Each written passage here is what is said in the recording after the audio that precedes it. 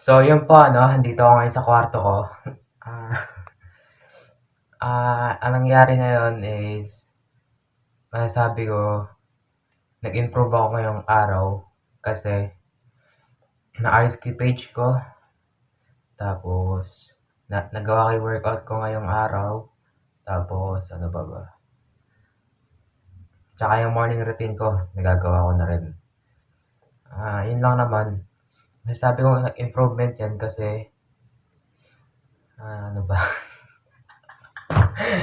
Paano ba naging improvement yun? Ah, improvement yun kasi pwede kong ano, baka ano, magtuloy-tuloy na 'to sa hanggang next year, 'di ba?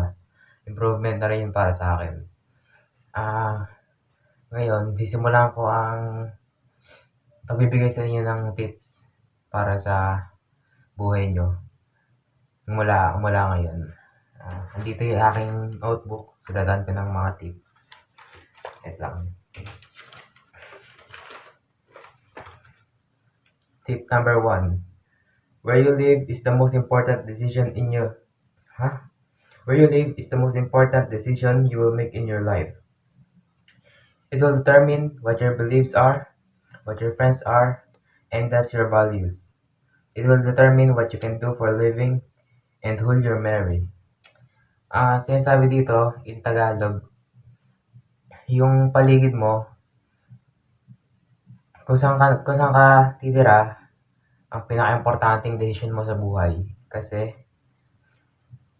dun magbabase ang mga paniniwala mo, sino magiging mga kaibigan mo, at saka yung value mo na ano, yung kung may pakiba sila sa'yo, gano'n, kung ano pa. Tsaka, it will determine what you do for a living and who you'll marry. Doon rin babase kung ano ang ginagawa mo para mabuhay at kung sino rin yung mapapangasawa mo o papakasalan mo. Ah, Ayun lang. Wala pa ako, di pa ako sanay eh. Sorry. Ayun lang. Thank you. And bukas ulit, abangan niyo yung ano, tip ko para sa buhay niyo. Para gumanda rin yung buhay niyo. Bye.